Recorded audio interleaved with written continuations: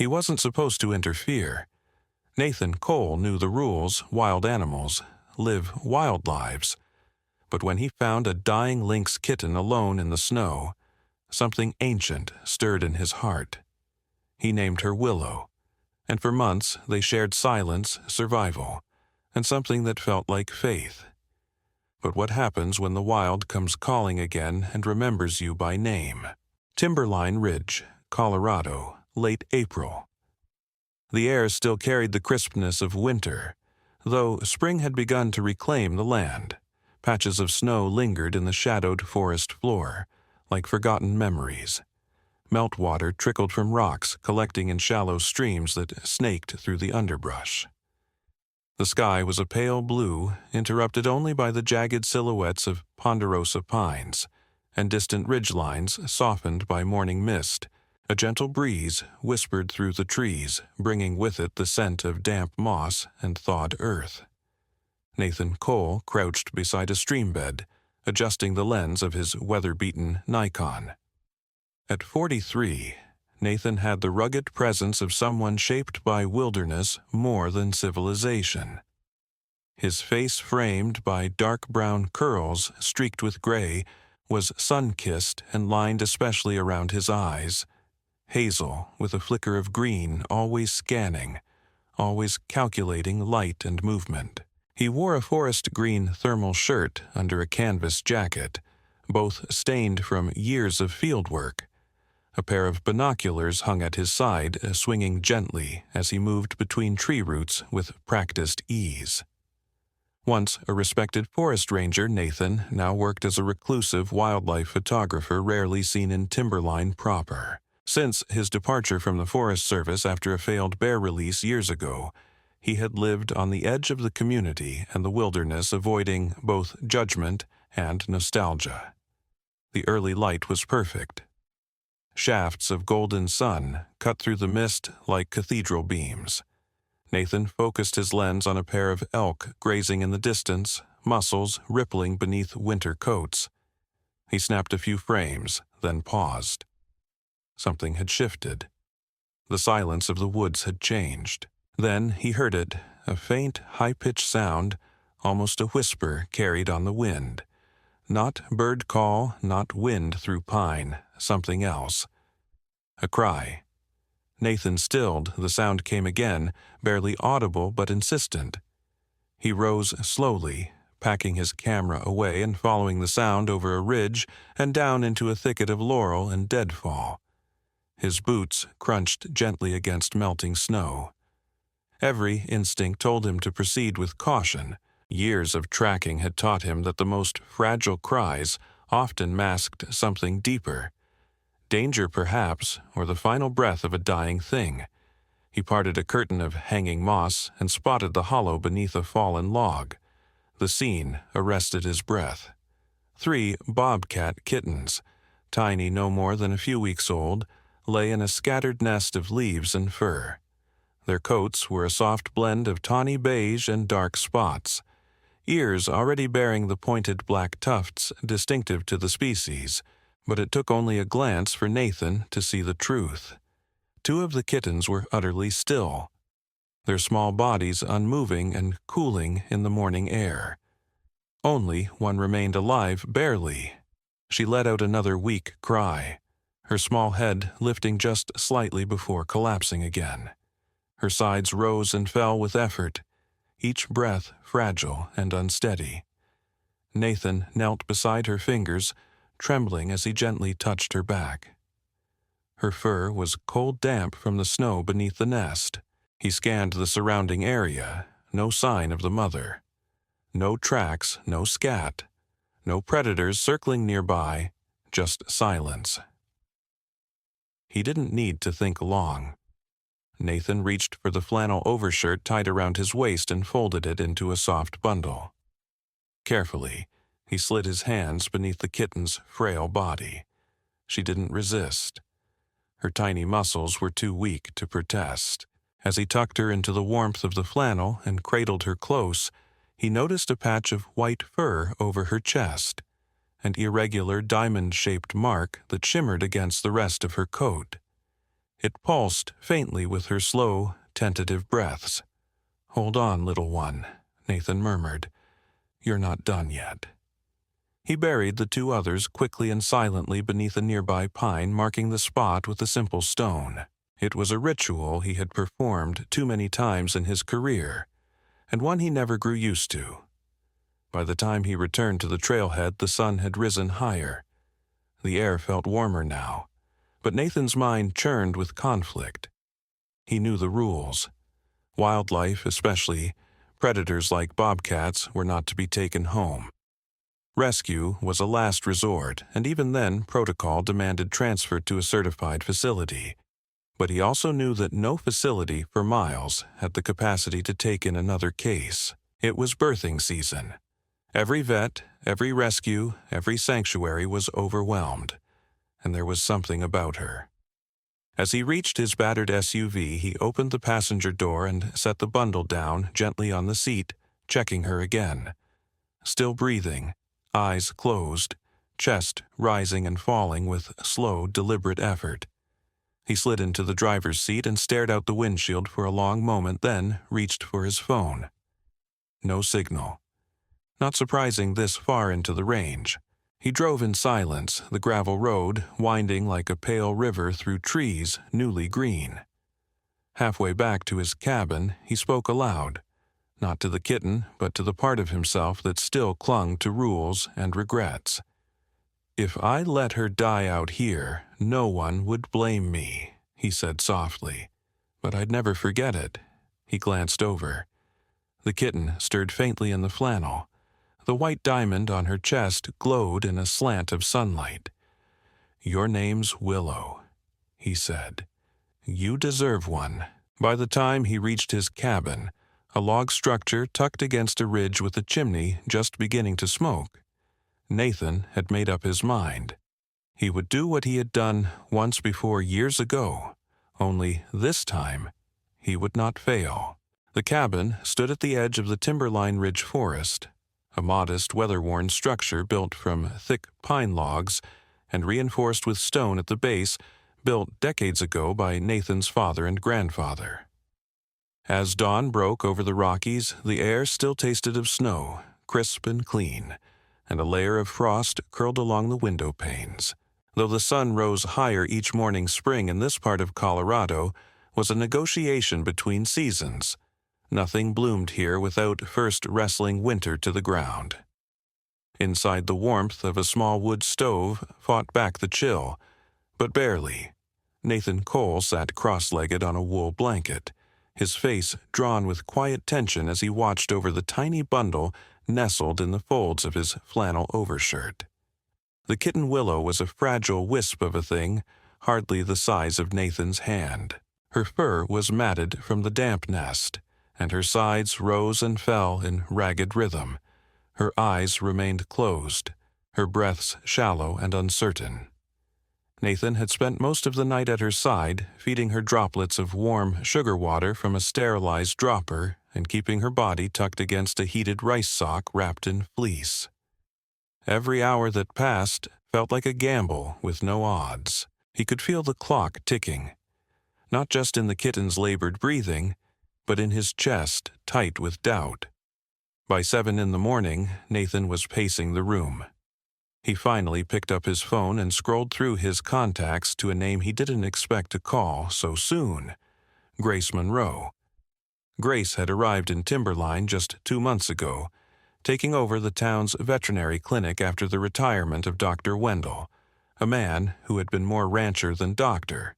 Grace, in contrast, was city-born and sharp, tall, with auburn hair, always pulled into a loose braid, piercing gray-blue eyes, and a quiet intensity that made others lower their voices around her. At 34, she had spent years working with rescue organizations in Denver, known for her precision and compassion. Though some locals whispered she was too soft for the harshness of mountain life, what they didn't know was that Grace had lost her younger brother to a hiking accident 5 years prior, and since then she'd moved from place to place looking for a reason to stay. Rooted, animals, it seemed, were the only creatures she trusted to stay. Honest. Nathan hesitated, thumb hovering over the call button. He didn't like owing people, and asking for help was a muscle he hadn't exercised in years. But then Willow let out a frail, breathless squeak, and the decision was made. The phone rang twice before Grace picked up Nathan. Her voice was low alert. "I need your help," he said without preamble. "It's a Bobcat kitten, found her yesterday. She's not doing well." There was a beat of silence. "Then I'll be there in 15. True to her word, Grace's pickup rolled up in front of the cabin 16 minutes later. Dust trailing behind her wheels, despite the damp, she stepped out in boots still flecked with hay from her early morning rounds, and a navy blue coat that dwarfed her frame. She carried a worn leather medical bag in one hand, a thermos in the other. Nathan met her at the door. "She's inside by the stove." Grace offered a nod. No small talk, and stepped into the room like she'd been there 100 times. She moved toward the blanket, kneeling beside the tiny creature, her fingers already slipping into latex gloves. "She's young," Grace murmured, brushing her fingertips gently over Willow's spine. "No more than 4 weeks if that. I tried sugar water." Nathan said, "She's barely swallowing." Grace gave a small approving nod, then pulled a small penlight from her bag and gently pried Willow's eyes open. "Pale, dehydrated. Hypoglycemia's likely. Good news is she's not hypothermic. Whatever heat source you've got here is working." Nathan knelt across from her, watching every motion. "Can you help her?" Grace met his eyes. "I can try. But she's not out of the woods, not even close." For the next 20 minutes, Grace worked in near silence, injecting small amounts of warmed electrolyte solution beneath Willow's skin, checking her heartbeat, and carefully feeding her a high-calorie formula through a miniature syringe. Willow's responses were faint, but present. She swallowed. She twitched. Grace finally sat back, rolling her shoulders. "She's got fight in her." That's something Nathan exhaled for the first time in what felt like hours. "Thank you." Grace studied him for a moment. "You know, there's a protocol for this." "I know. You're not supposed to rehab a predator alone, especially not from home." "I know that too." Then why Nathan looked down at Willow, then and out the window where fog still clung to the treetops. Because she would have died out there. And because no one else had the time.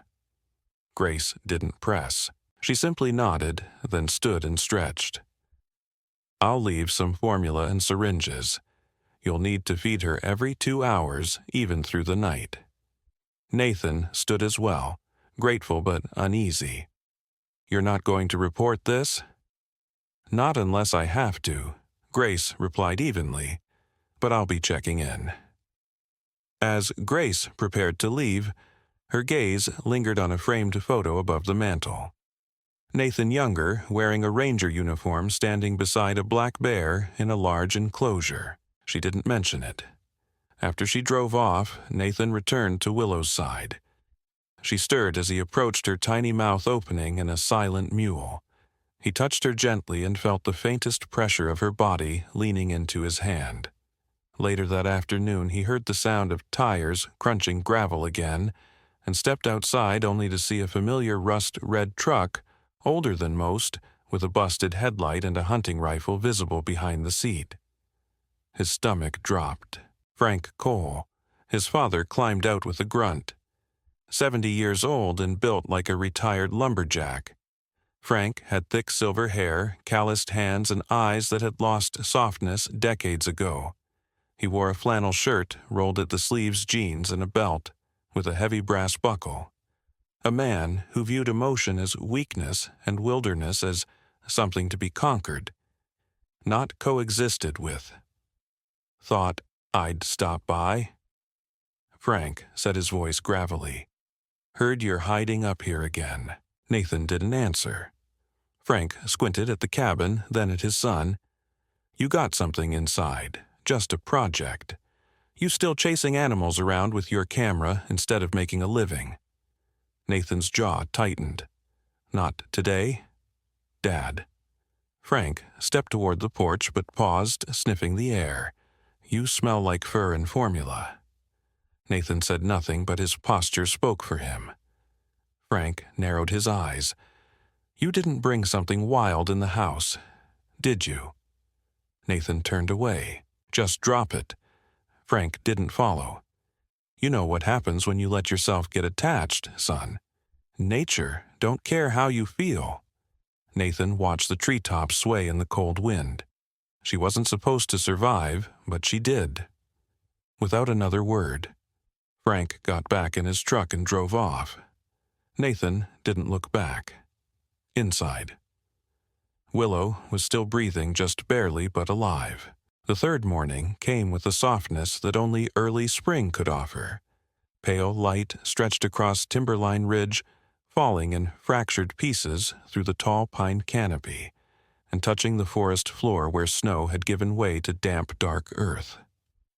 In Nathan Cole's cabin, the wood stove still glowed a sleepy orange, but the chill that once clung to the space had begun to retreat. Inside, a subtle sense of change hung in the air, more instinct than observation, but Nathan felt it like pressure against his ribs. Willow had made it through another night.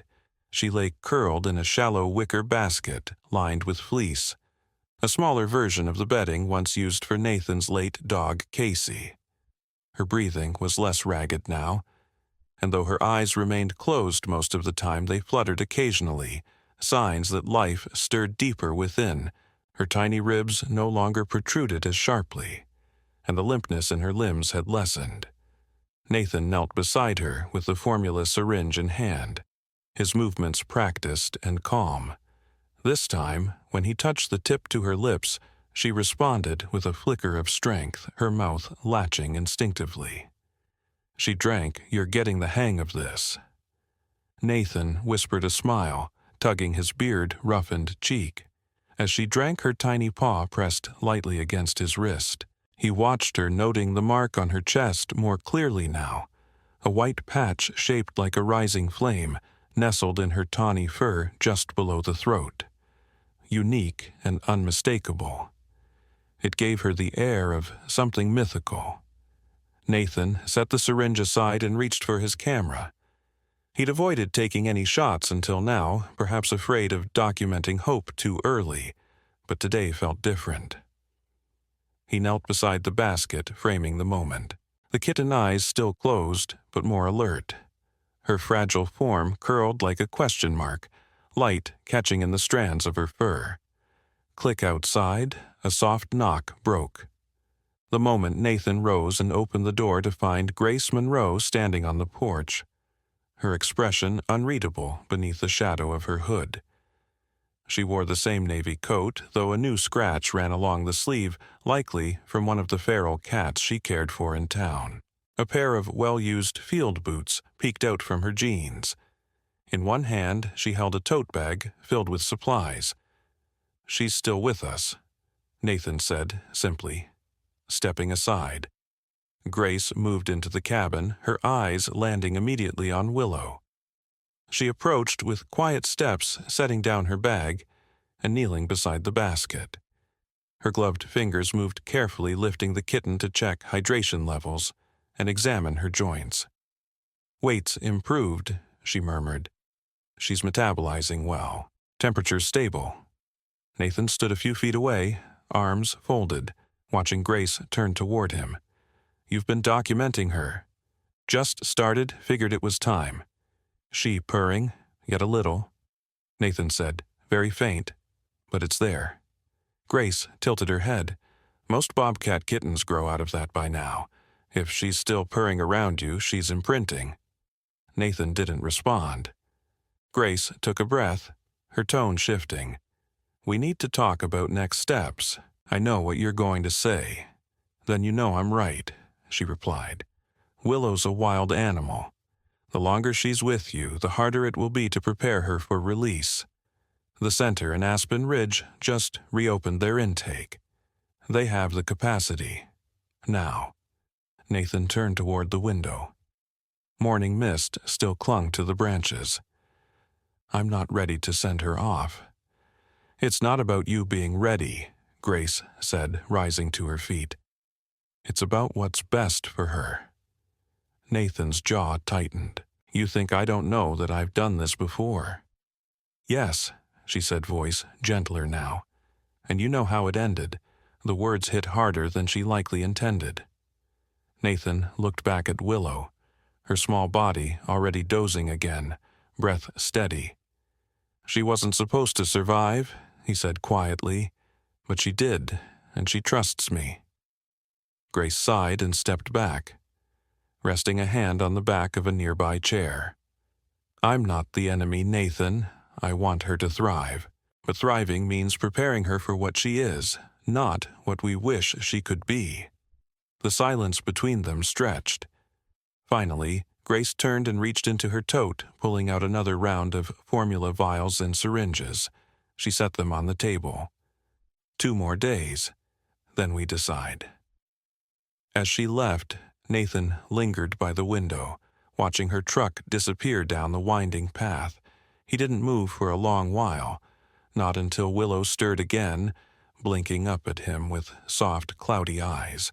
And then for the first time she let out a quiet, raspy sound, a half growl, half purr, barely audible but deliberate. Nathan knelt beside her. There you are, he said softly. Told you, you had a voice. Later that day, Nathan moved her basket closer to the sunlit patch by the window. She sat up on wobbly legs for the first time, swaying like a sapling in wind, but standing nonetheless. He filmed it, not for documentation, for memory, for proof that something small and wild and almost lost could still rise. That evening, just before dusk, Nathan went outside to chop firewood. As he worked, a rusted blue sedan pulled into the drive. A lanky, red-bearded man stepped out, early 40s, wearing a badge and a pressed ranger's uniform. This was Deputy Wildlife Officer Cole C.J. Jensen, a colleague of Nathan's from the Forest Service days. C.J. had been known for his sarcastic wit, a wide smile that often masked exhaustion, and a near-religious love for order. He approached, hands in pockets. Heard you've got a guest. Nathan didn't answer, just kept splitting logs. CJ leaned against the porch post. I get it. Found a coyote pup last winter, couldn't let it go for weeks. But you know how this looks, right? Nathan paused. You going to report me? Not unless she ends up on someone's chicken coop, but you're on the radar. Just figure it out before someone else makes that call. Nathan nodded once. CJ turned to leave, then added, that mark on her chest. It, true, looks like fire. Nathan allowed a small smile. Yeah, like something lit her from the inside. That night, as stars began to spill across the dark velvet sky, Nathan sat by the stove. Willow curled against his leg. Her breathing was deeper now, fuller. She let out another faint purr as he brushed her side. And in that soft rhythm, Nathan felt something he hadn't in years, hope, fragile but warm, flickering like firelight in the dark. The wind had changed.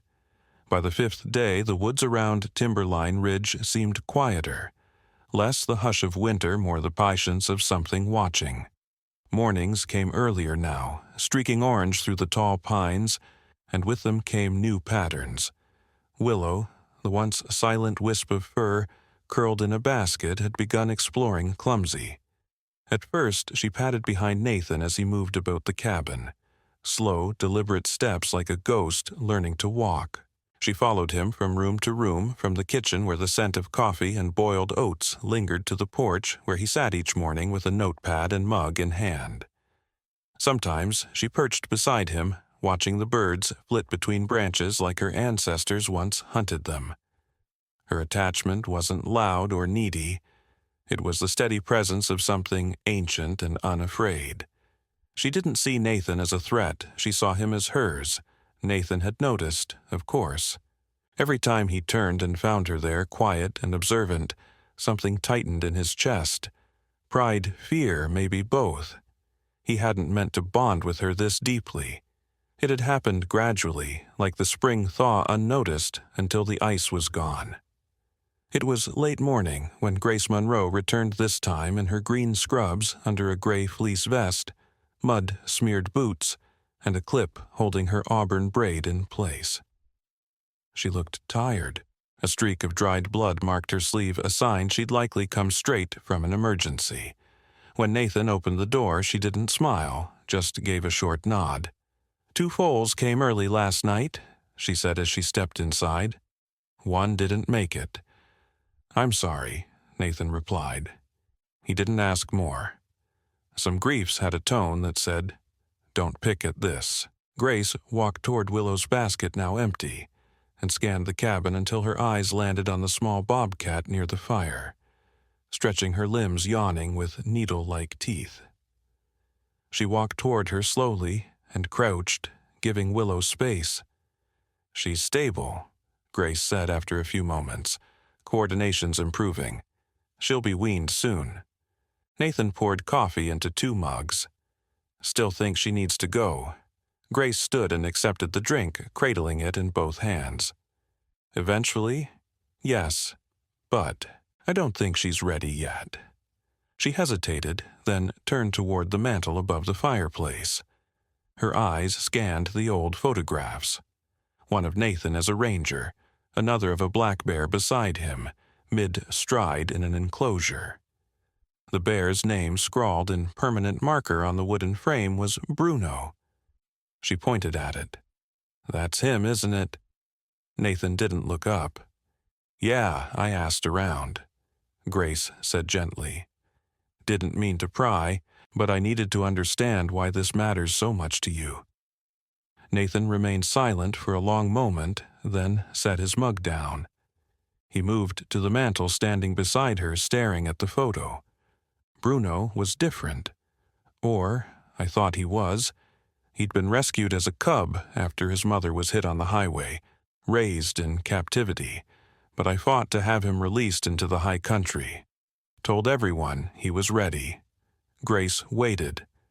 We tracked him the first month.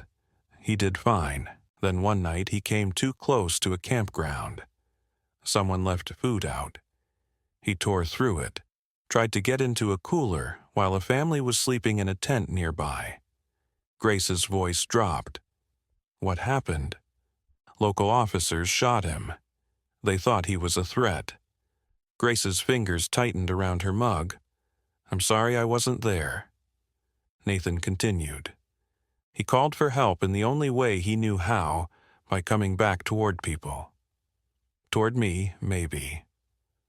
And I wasn't there." The words sat heavy in the space between them. Willow wandered near Nathan's foot and sat curling her tail around her paws, watching them both. "I left the Forest Service not long after that," he said. "Didn't feel like I had the right anymore." Grace looked at him. Really.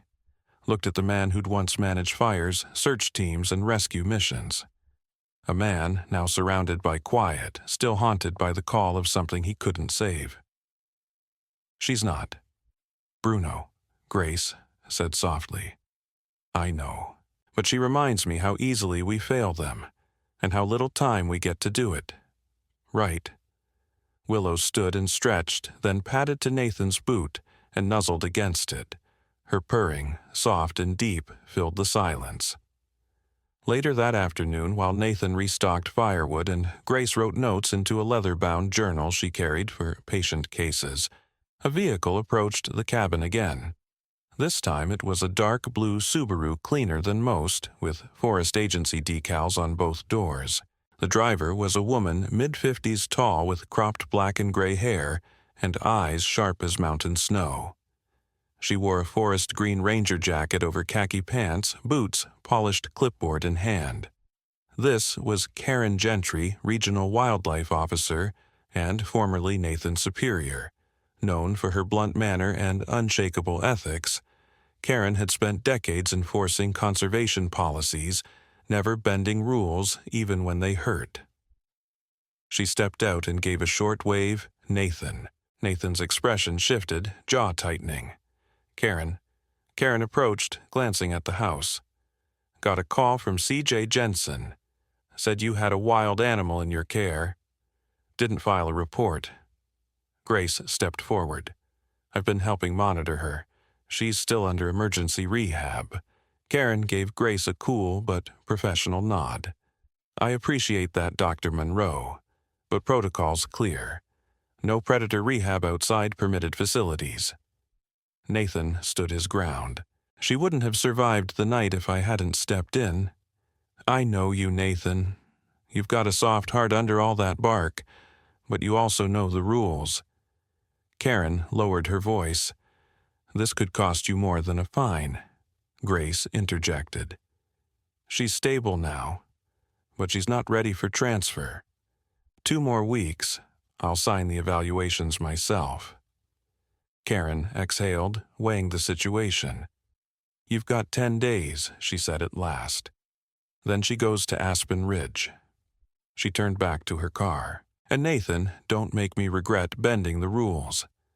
When she left, the sun was already dipping, casting long shadows across the ridge. Inside, Willow leapt her first true leap from the floor to the edge of the couch, startling a laugh from Nathan. She sat proudly, tail flicking. She's claiming her space, Grace said, smiling. Despite herself, she's not afraid of me. Nathan murmured. She moves like she belongs. Maybe she does. Grace replied, for now. By the 7th morning, the spring air had thickened warm enough to bring the scent of damp pine needles through the open windows of the cabin. Timberline Ridge, once cloaked in late snow, now hummed with life. Birds called to one another from the tree line, and squirrels darted between branches, reckless and wild. Inside, Nathan stood at the kitchen counter slicing apples, the quiet, rhythmic thud of the knife. A strange contrast to the racing of his thoughts. Willow was perched on the windowsill nearby, her body lengthening as she stretched in the sun ears, flicking at the buzzing of a nearby fly. She had grown bolder in recent days. Now, 6 weeks old, she moved with purpose, testing each corner of the cabin like a creature claiming territory. Though still unsteady at times, her confidence was undeniable. She no longer cried when Nathan left the room. She followed instead. Her flame-shaped marking had grown sharper against her darkening fur. Like a brand she'd earned, Nathan poured warm formula into her bowl, a new step in her weaning process, and set it down gently. Willow patted over and sniffed, then lapped cautiously, letting out a small rumbling sound from her chest. It wasn't quite a purr anymore. It was deeper, more complex, something older than affection. Instinctual, territorial. He scribbled notes in a weathered journal beside her. Weight up again. Coordination strong, aggression none toward humans. Tracking behavior present, bond level, high, too high. The sound of tires grinding gravel tore through the quiet. Nathan's straightened eyes narrowing. Only a few people had reason to come this far without calling first. He crossed to the porch just as a rust-red pickup rounded the bend and lurched to a stop in front of the cabin. The door creaked open. Out stepped Frank Cole. Tall and broad, with thick white hair and shoulders that still looked capable of splitting logs with a single swing. Frank wore a denim jacket, work pants, and a belt that hadn't changed in 20 years. His weathered face was set in a look of restrained irritation, a mask he'd worn for most of Nathan's life. In his right hand was a tin of tobacco, thumb tapping it rhythmically against his palm. I was in town. Heard talk about you keeping something feral up here, Frank said, without greeting. Nathan stood silent. Willow peered out from behind his legs. Frank spotted the movement. That it? He asked, stepping forward. The Bobcat. She's not ready to be released. Nathan replied, she's not supposed to be yours either. Frank snapped. Nathan motioned for him to stop. Don't start. But Frank wasn't one to be told when to speak. You've got a second chance at this, and you're doing the same damn thing, making friends with a wild thing. Playing God again. Nathan's jaw clenched. It's not the same. No, Frank took another step. You kept that bear too long, too. Let it think it belonged near people it cost the bear its life. You never took responsibility for that." "I did," Nathan said sharply. "I left my job. I disappeared for 3 years. How's that for responsibility?" "That was guilt, not ownership." Frank spat. "You gave up instead of learning. Now you're trying again. But it's not about the animal. It's about you feeling like a savior."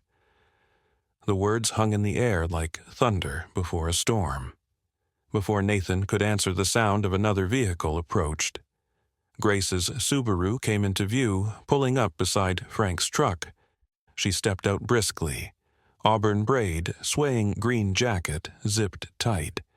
She glanced between the two men and immediately sensed the friction. "Morning," she said, cautious but firm. "Everything all right? Just a family debate?" Nathan muttered, still staring at Frank. Frank turned toward Grace. "You the vet I am. Then maybe you should tell my son what you already know. This creature doesn't belong in a house. She belongs in the trees." Grace hesitated. "That's the plan, but she's not ready yet." She was almost dead when Nathan found her. He kept her alive. Frank narrowed his eyes. "That's how it starts. First, it's saving, then it's naming, then it's pretending they're something they're not." Nathan stepped forward. "Enough?" Grace tried again. "Mr. Cole," Frank raised a hand. Not unkindly, but final. "Doc, I'm sure you mean." "Well, but I've lived longer than both of you, and I've seen what happens when people forget they're not part of the wild." Nathan moved past him and stood on the steps. Willow, sensing the tension, had retreated to the porch corner. Her pupils were wide, her body low to the floor.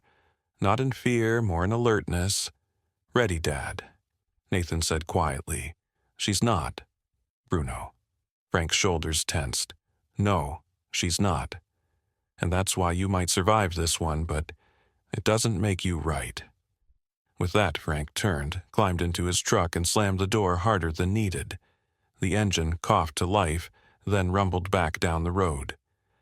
Grace stood beside Nathan, silent for a long moment. "He's afraid," she said eventually. "I know," Nathan replied, "of you failing." "No, of me losing myself in something I can't control." They watched the road vanish into forest. Inside, Willow let out a small growl, softer this time, and curled up again beside the fireplace. Later that evening, Nathan fed her in silence. Grace lingered nearby, writing into her journal, her presence more grounding than conversational. Finally, she looked up. "You still planning on keeping her 10 more days?" "Yes." Grace met his eyes. "Then make them count." The sun rose heavy with haze, casting long beams across Timberline Ridge like it had come reluctantly, unsure whether to bless or condemn the day. It was the kind of morning that started without birdsong, as if the forest itself sensed something was ending. Nathan stood on the porch of his cabin mug, untouched in his hand, eyes fixed on the gravel path that curved down into the woods, the only road in or out. Inside the cabin, Willow paced near the window, her tail twitching with restless energy. At 7 weeks old, she was nearly unrecognizable from the bundle of fur Nathan had first held in his arms. Her body had filled out sinewy with youth and instinct. The white flame on her chest flared brighter in the morning light. No longer a symbol of fragility, but of identity. Nathan's heart clenched as he watched her. For the last 10 days, every moment had felt like an extension of borrowed time. They had trained in small steps, encouraging her to climb, to stalk, to pounce on lures Nathan dragged through the underbrush. She adapted fast, smarter than he expected, but none of it had prepared him for the call he'd received the day before. Karen Gentry had been brief. "There's been a sighting," she said. A neighbor down on Pine Hollow saw a lynx-sized cat near their chicken coop. No attack. But it's enough. I've spoken with the sanctuary. They have an enclosure ready. She's leaving tomorrow. Grace had come by after the call. She didn't offer platitudes, she just stayed helping pack up Willow's supplies, prepping the transport crate with soft blankets and calming pheromone spray. She avoided eye contact most of the time, but when she finally met Nathan's gaze, her voice broke just slightly. "It's time." Now, standing beside the crate in the early light, Nathan knelt as Willow circled uneasily, her eyes alert, her body taut. "This isn't forever," he whispered, reaching out to touch the space just behind her ear. "You're just going somewhere safe. Just until we figure out what's next." Willow looked up at him, not with the wild wariness of her species, but with something closer to stillness, a gaze that did not fear. Slowly, she stepped into the crate. No hiss, no resistance. She turned around once and lay down at 8:00 a.m. Karen arrived in her official SUV, a tan Chevy, with state decals and reinforced rear windows. She stepped out in full ranger gear, green jacket, khakis, brown leather boots. Her hair was tied back. Her clipboard clutched under one arm. Her expression was professional, though her voice was not unkind. "Thanks for making this easy," she said. "I know it isn't." "She's not easy," Nathan replied.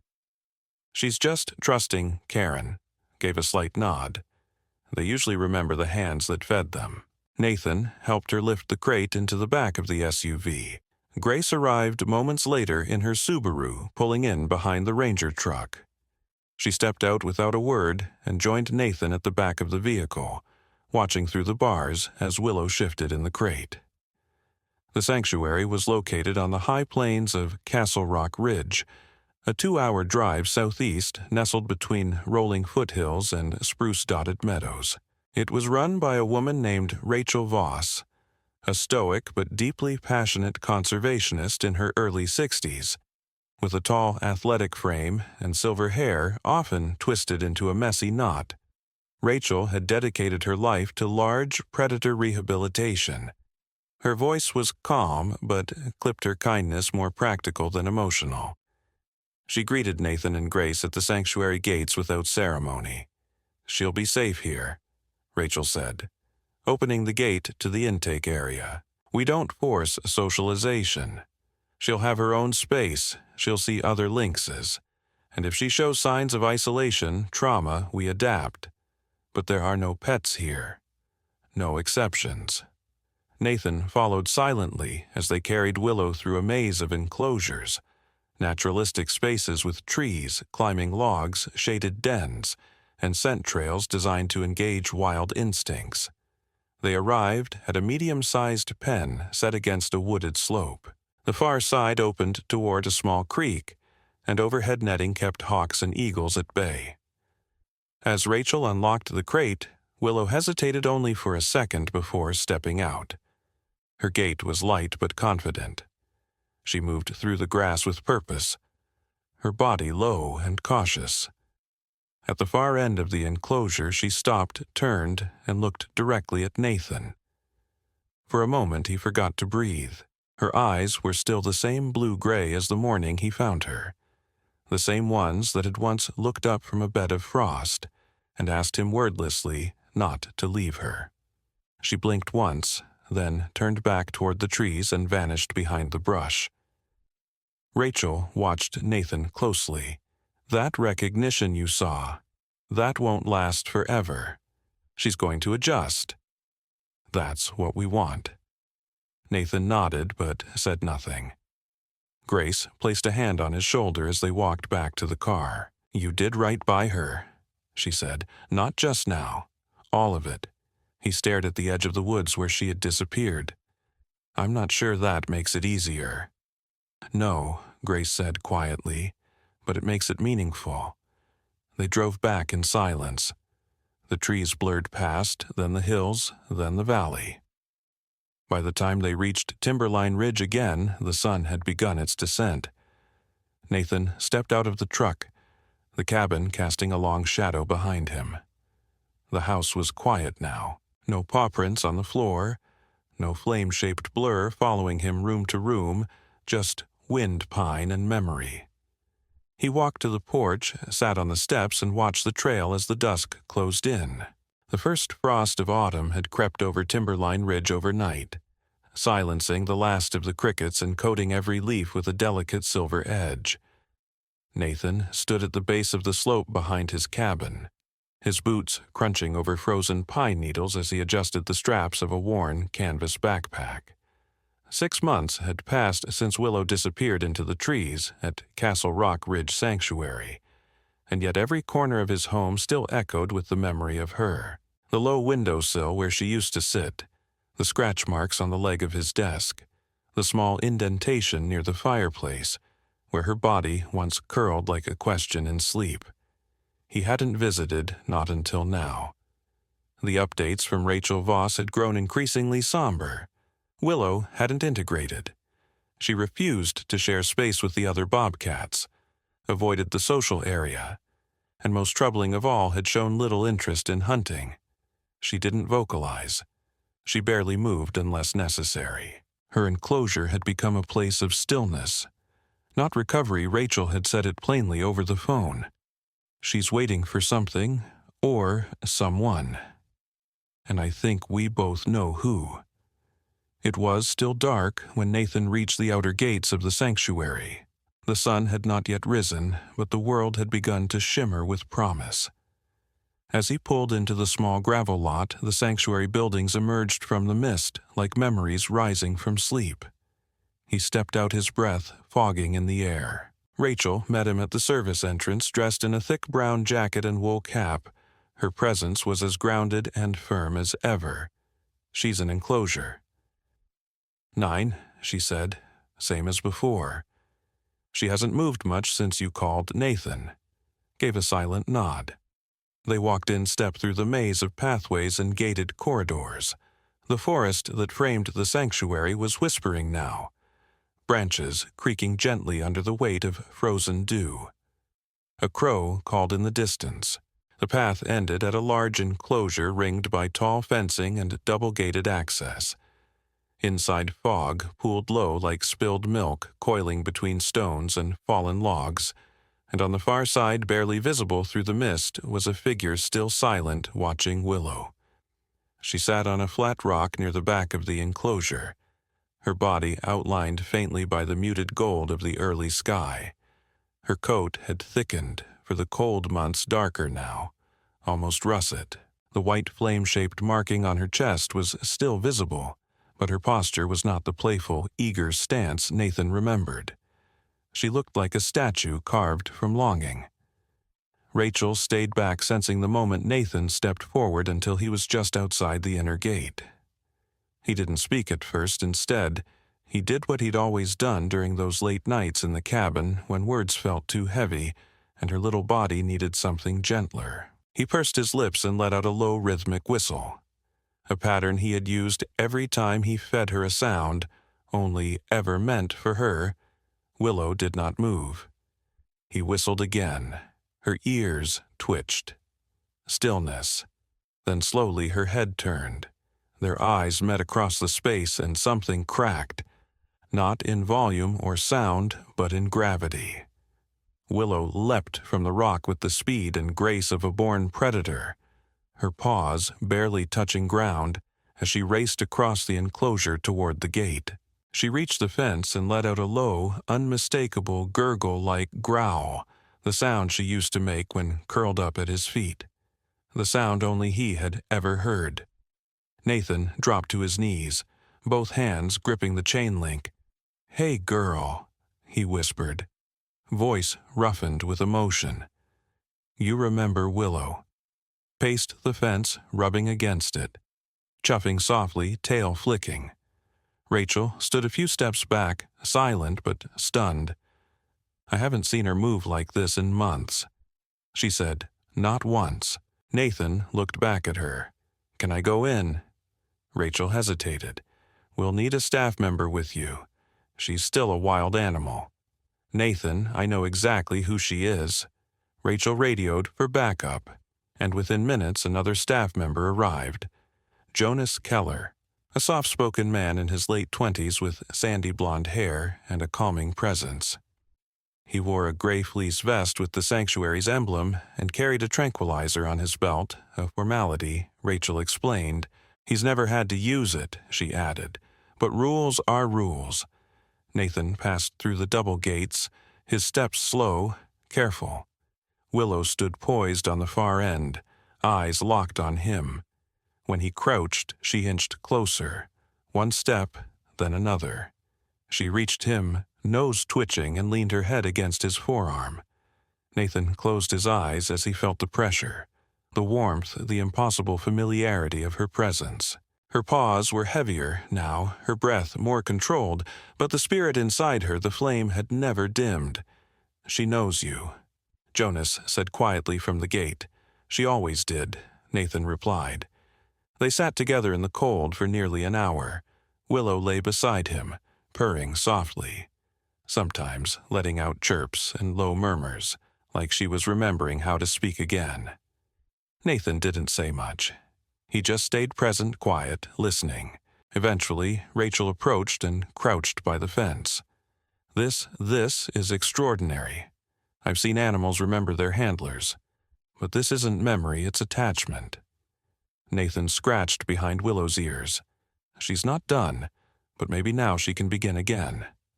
Rachel nodded. We'll monitor her closely, but I think this visit may have changed the trajectory. As the sun rose higher, casting silver into gold, Nathan stood. Willow followed him to the gate, but did not cry when he left. She simply sat calm and alert as he walked away, tail curled around her feet like a sentinel. And for the first time in months, when the wind passed through the enclosure, she did not shrink from it. She lifted her head and breathed it in.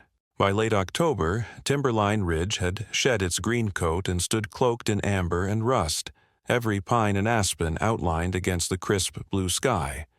Frost clung to the underbrush in the mornings, melting into soft mist by noon.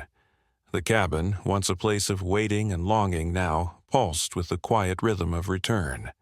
Nathan stood on the back porch, hands tucked into his worn flannel jacket, watching as clouds rolled slowly over the western range. A fresh stack of firewood lined the cabin's outer wall, and the faint smell of cedar smoke drifted from the chimney behind him. It had been 3 weeks since Willow's recognition shattered the assumptions of the sanctuary staff. Her sudden reawakening, behavioral shifts, increased vocalization, and even interest in simulated hunting tasks had prompted a series of intense discussions.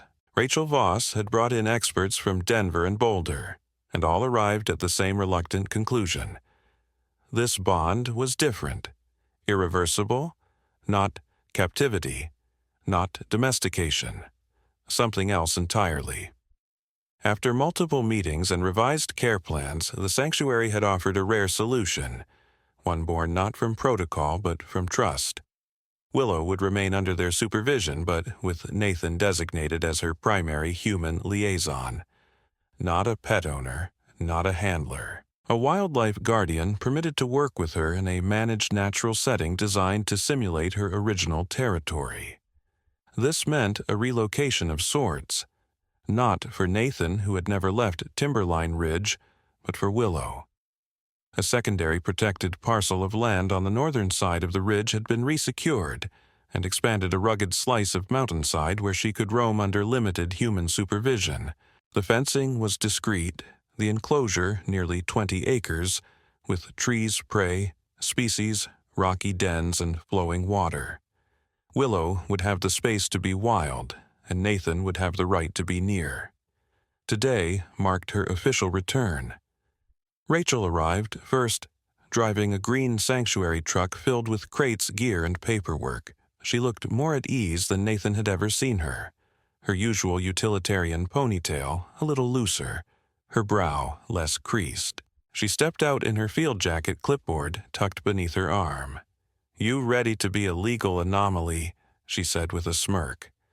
"As ready as I'll ever be," Nathan replied, shaking her hand. "She's calm," Rachel continued. "Crates loaded.